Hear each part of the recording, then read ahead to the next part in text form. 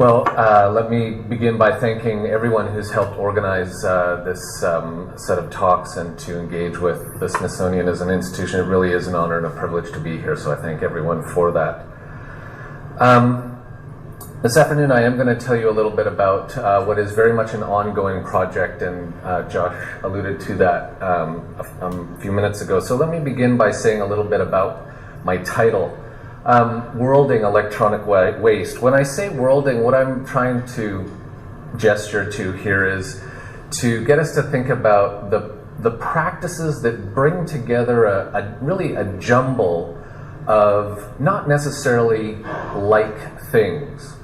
People as citizens, as consumers, corporations, materials, plastics, metals, and glass, sites and situations that become connected together through our use, through our disposal, a variety of connections that become organized into the geographic patterns that I've been very interested in trying to map out and follow for a few years now.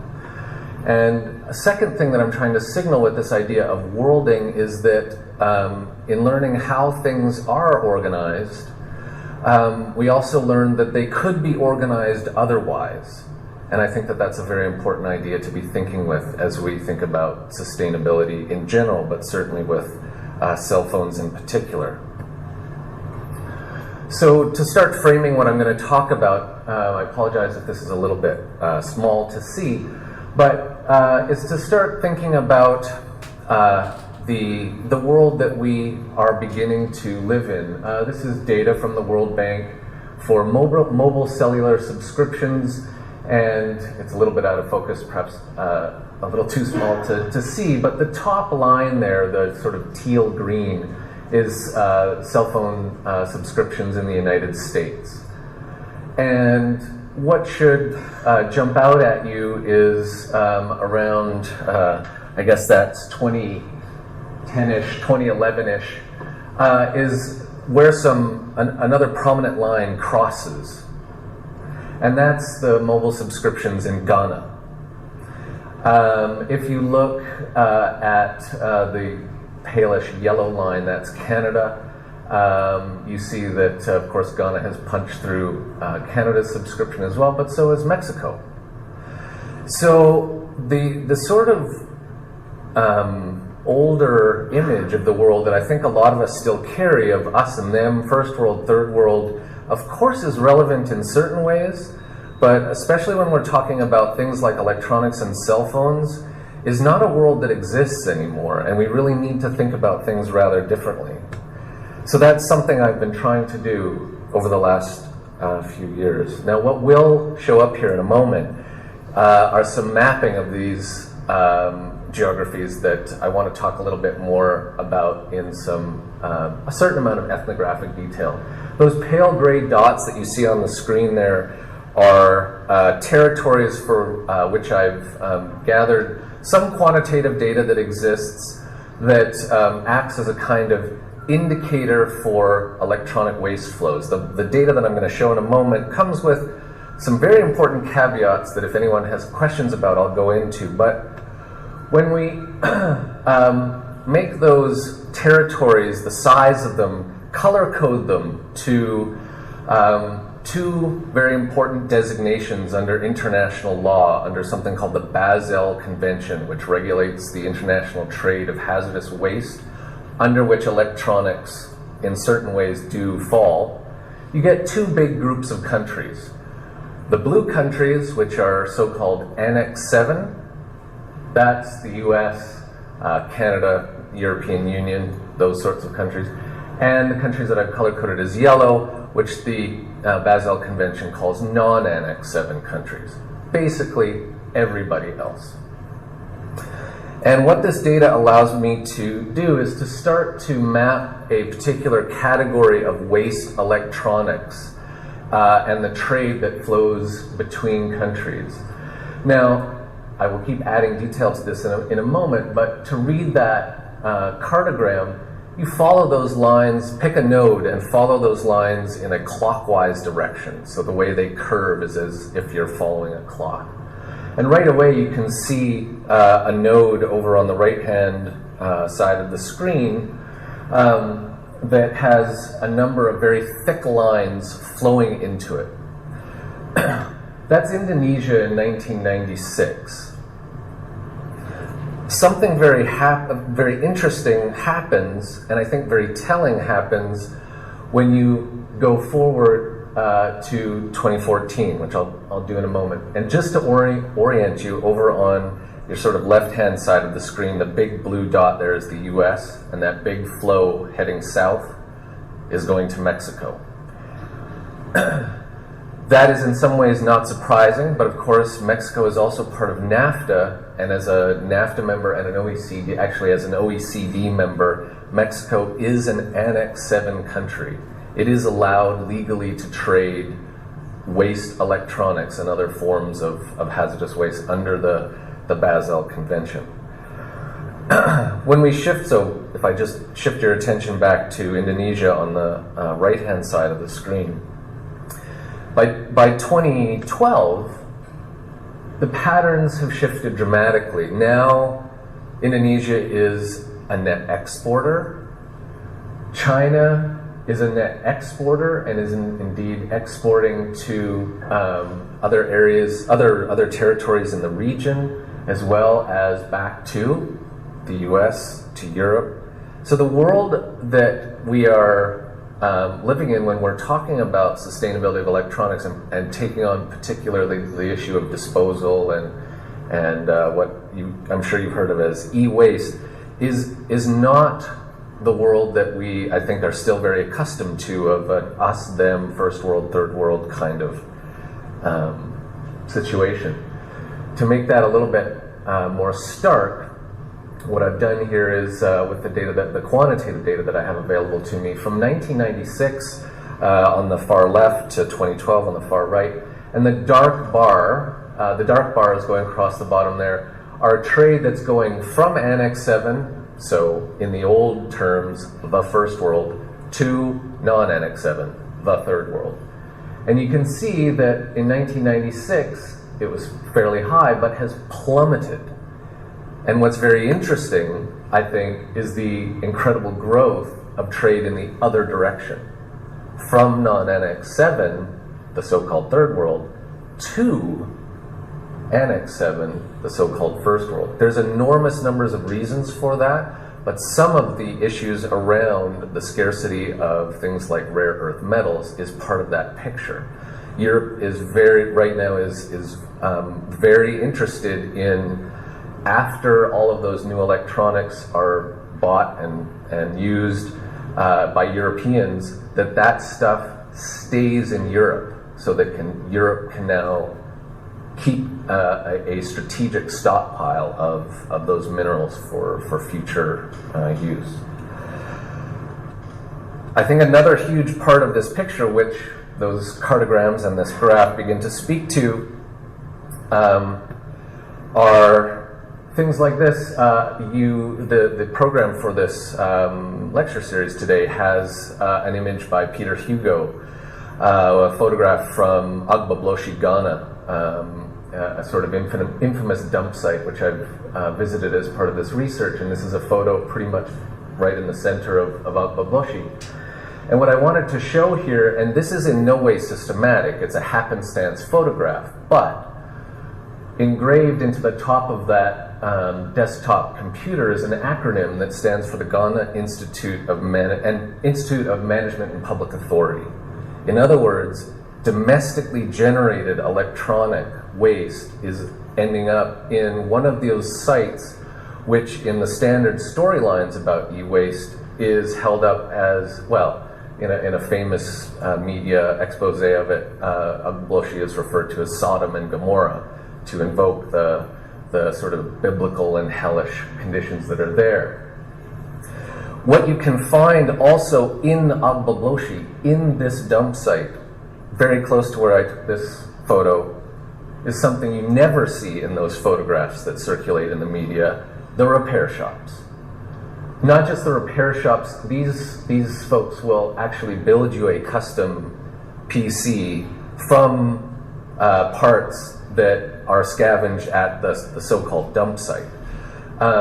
Agbogbloshie is in many ways, an incredibly toxic environment, but it is also part of livelihoods, survival strategies, and transfers of technology, skills, learning that are just not acknowledged in the sort of standard storyline around e-waste. And I don't want to overly romanticize those or say that they outweigh those other aspects of it.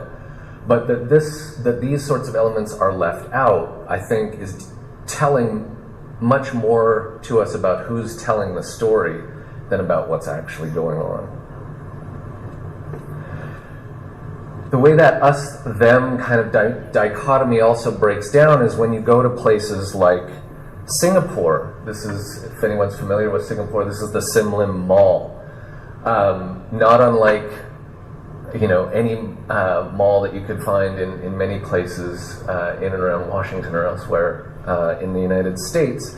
Singapore is a very wealthy city-state. By measures of GDP per capita, with all of its problems, is richer on a per capita basis than both Canada and the United States. And so they are able to buy a lot of brand new electronics, but they also sit in a regional geographic situation surrounded by substantially poorer countries, Malaysia, Indonesia, Bangladesh. And so there is a whole ecology of collection, there's repair and whatnot in Singapore as well, but collection of what is cast off by Singaporeans or richer folks, collected, and it's hard to see in the advertisement there, but it says ABC buy spoiled handphones. So if you don't like your handphone anymore, or the screen's broken or whatever, we'll buy it from you here in Singapore. We'll take the old CRT monitors that you don't want, we'll package them up, and we will ship them, and they go to Africa, South Asia, China, where they take on whole other lives. They take on whole other lives of use, whole other lives of remanufacturing. CRT monitors make for great televisions if you remanufacture with a few parts in Bangladesh, where they then are affordable, of course, to a much broader swath of people. Just to sort of emphasize this, another advertisement on a wall in Singapore giving that's too small to read, but it gives shipping rates on a per kilogram basis for old electronics. The first one, the top section there, is shipping rates to India, and the advertisement is in English and Tamil or Hindi. And the second one is shipping rates to Bangladesh on a per kilogram basis. We will ship electronics to. So if you're a trader or a broker, you can use these services to. Basically, you're doing arbitrage trading. You're getting goods at a very low cost or even for free in Singapore, cast off electronics, and selling them as usable, repairable, refurbishable, harvestable equipment in other jurisdictions where profit margins in Bangladesh, with some of the people that we spoke with, were in excess of 200%. Huge profit margins. Field work that I've done with very talented graduate students in Bangladesh, in Dhaka. You will find whole streets dedicated to highly specialized forms of repair, refurbishment, collection of components and materials. People, for example, who specialize, so that you will find businesses that they don't just do electronics repair. We repair HP printers. That's their niche. And it's an incredibly refined business ecology. All of this being done on what has been cast off as unwanted or as waste elsewhere. Often within the region itself, so within sort of Southeast Asia, and actually very little of it coming from North America and Europe. Indeed, some of what our research showed us in Bangladesh is that amongst consumers who can afford electronics at all in a market like Bangladesh, there is actually preference for the used equipment that comes from Singapore, or if they can get it, North America and Europe, because it is manufactured at a much higher quality than what is manufactured for regional markets. Even though it may come out of a Foxconn supplier in China, there are 2 or 3 tiers of levels of quality of manufacturing. And so stuff that comes into Bangladesh that is new, often, but cheap, is often made cheap by using counterfeit parts, parts that weren't meant to go together in sort of off-brand. So you, instead of Sony, you get Sunny, and these all kinds of sort of manufacturing ecologies that try to feed, let's face it, what is a gigantic market, right? We're talking about 80% of the world here.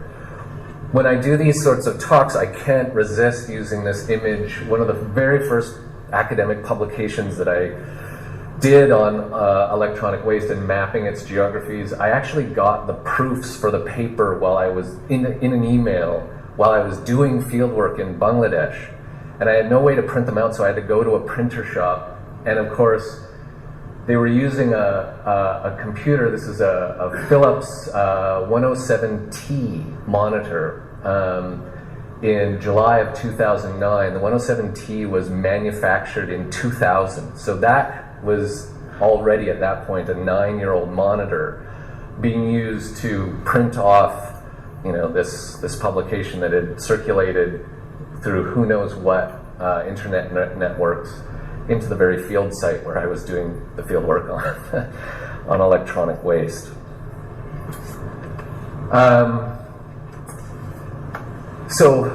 Repair refurbishment is, of course, one very important part of the ecology of networks here. But of course, so is harvesting the materials, the reusable components that can come out of machines that can no longer be refurbished or repaired. And these can be disassembled in ways that are not necessarily healthy, though simply smashing it on the ground does get at the valuable stuff quite quickly. But what you see on the right-hand side of the screen there, where the guy is sitting down, he's using a cell phone, he's setting up the market transaction. So to talk about this as sort of, somehow primitive, also, primitive recycling, which is one of the things that the sort of dominant way of talking about e-waste talks about, is a very, I think, unnuanced way of doing that. He's setting up and making his deals as he's taking apart these printers on the street. And of course, what they're after are things like the copper, which you see on the left from the wires, and the high-grade aluminum, which you see, that's a heat sink in my hand. Part of what we've done is follow these materials to the extent we can, and this gets increasingly difficult as what was an object, like a printer or a monitor, comes apart. You're suddenly following potentially hundreds, if not thousands, of pieces, and of course divided up into various material streams. So for myself and 5 graduate students, it becomes a tricky job. So what I'll talk about just briefly is the plastics. And the plastics that form the housing of those printers that you saw in the previous images there they're bundled up, and they are brought literally just, say, 50 meters down the street to another micro business, which takes those plastics, chops them up into smaller pieces, remelts them, puts them through an extruder, and creates the little plastic nibs that will then be used to form new plastic items. There are all kinds of potential issues to follow there, because in that mixing and matching of plastics, it's an incredibly complicated issue, and people have learned extremely refined skills of touch, sort of physical bending, and of course smell by burning it, what kinds of plastics are involved, because you can't just mix all plastics together. But this kind of process, yes, it can be recycling in a sense and a recovering of materials, but it can also be a downgrading of the quality of those materials so that they then become less durable. But as we followed those plastics to the next business from those little nibs that you saw in the bin there, they literally went right next door to a micro-manufacturing space, I guess is what to call it, where this gentleman was using a hot plastic press to form DVD cases. And those DVD cases were being exported back to Singapore, but also to India, to China, as well as for domestic consumption in Bangladesh. So in some of my work with colleagues, we've been asking ourselves, well, how do we come to grips with this? This is not, we're not at the end of the line, we're not at the beginning of the line. Where are we? We're in this weird, constantly ongoing set of what we eventually called boundaries and edges, and to get away from the language of beginnings and ends.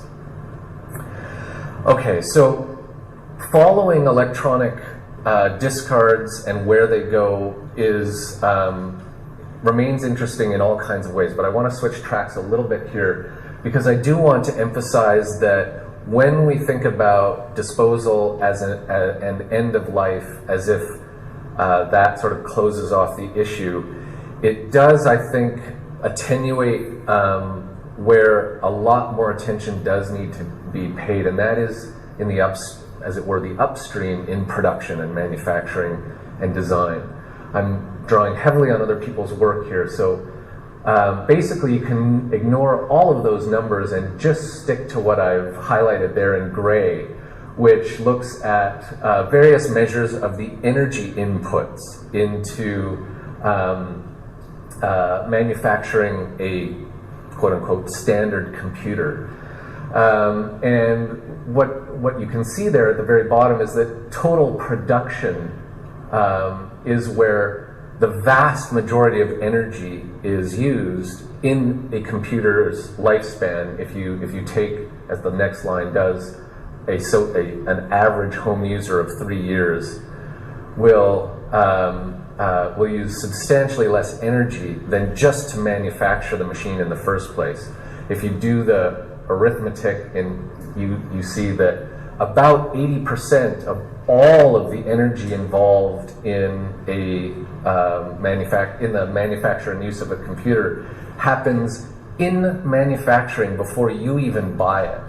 Your use phase is about 20% of the energy. So if we're trying to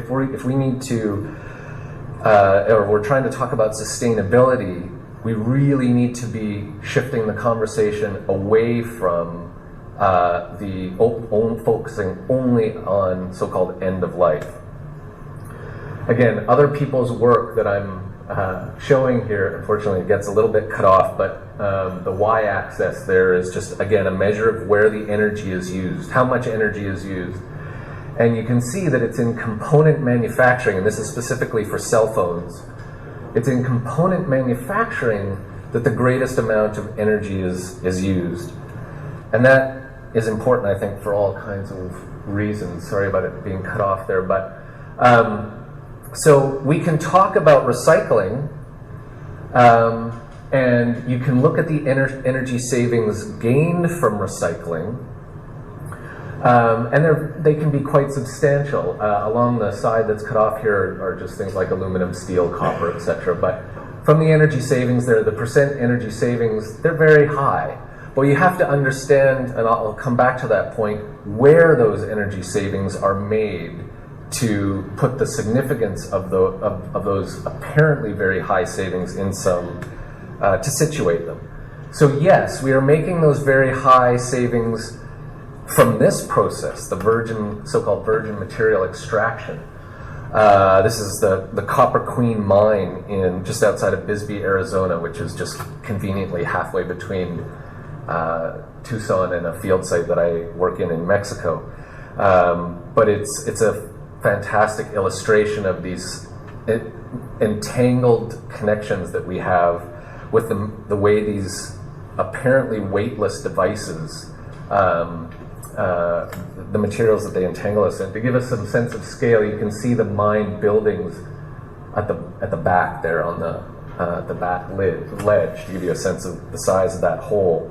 When you roll up to the visitors platform just on the highway, just beside the mine, I won't go through this in any detail, but if we need any reminder of what the role of mining in the so-called information economy, you can see that 1975 marks a watershed moment for the Copper Queen mine, when demand for copper increased substantially with the birth of the personal computer.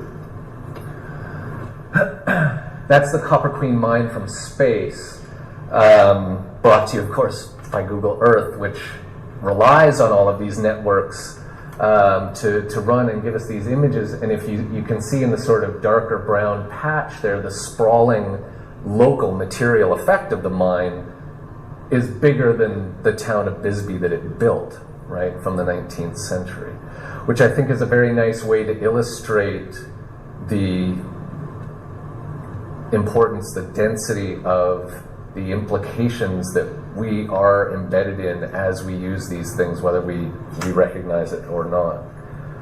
So just to kind of emphasize that point on why turning our attention back to manufacturing, production, design is so important, yes, we can gain those energy savings from recycling that are very high. And in doing so, we will make those very high energy savings here in mining. But we will do exactly zero to change the energy footprint of component manufacturing, where most of the energy is demanded. We also shouldn't forget that industrial recycling is an incredibly energy-intensive business. This is an electronics recycling facility in Ontario, where I've done a little bit of field work.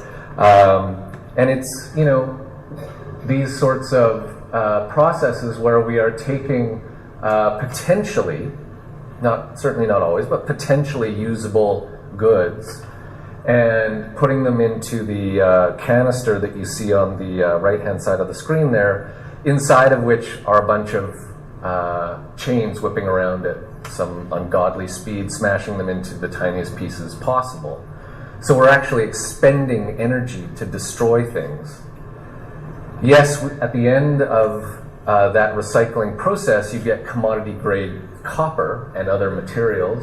This is some of what you get at the end of that particular recycling plant's process, and that goes back onto the world commodity market for copper and is used in production.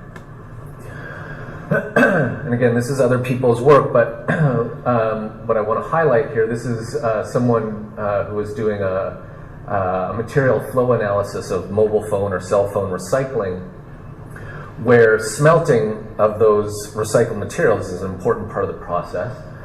And to sort of highlight what I've shaded here in gray, the material consequences that come out of even recycling. We sort of have an image that you do your recycling and magic happens and it sort of comes back in a nice closed loop.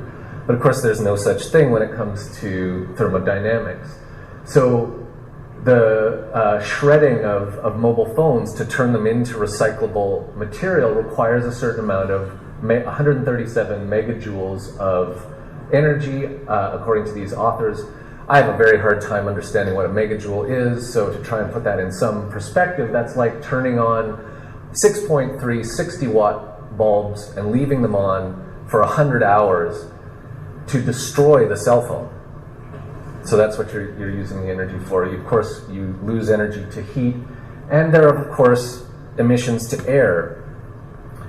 In sort of trying to follow the material geographies of electronics discards as far as I can, Smelting is, of course, part of the recycling process. Not everything can come out of the physical destruction at commodity grade. It has to be smelted. And smelters are incredibly complicated technologies. They have to be tuned to very specific input flows.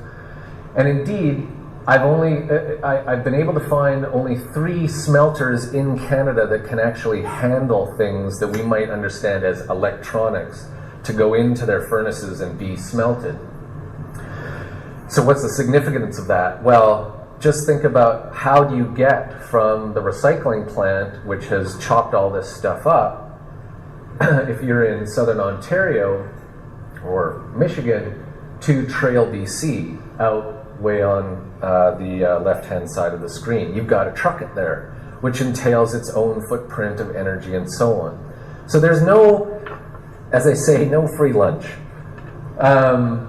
People, again, other people's work documenting the material outputs of those smelters. This is copper deposition from the copper smelter in Horn, Quebec.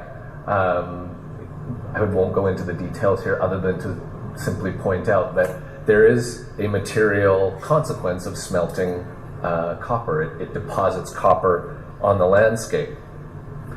The other 3 key smelters in Canada, Trail, Horn, and the Brunswick smelter, these are measures of, it's cut off on the y-axis there, but those are measures of lead deposition from smelting at the top, and cadmium, particularly nasty heavy metal. Now the trend lines over time at each smelter are down, which is good, but notice that even at their lowest points, that the scales here are logarithmic. So with the small square in 2000 on the bottom of the graph there, you're talking about well over a ton of cadmium coming out of the Horn smelter and being deposited somewhere on the landscape. It's a lot. So I want to, as I start to wrap up here, just kind of pose a couple of contrasts. You know, the standard storyline about e-waste is what you see in the bottom right-hand photograph there that one of my graduate students took in Bangladesh. Issues of child labor, issues of environmental justice, poisoning of the poor, these sorts of issues. It's absolutely important.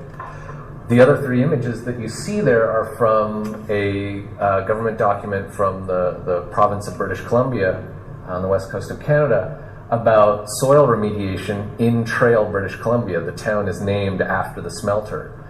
And you can see what is having to be done to remediate the soil from the lead that comes out of the smelter as a part of the refining process. So that it's a bit hard to read here, but you get the, sort of the injunction to children to always wash their hands when they come in from just being outside, because they need to get the lead off their hands lest they ingest it as they go about being a kid.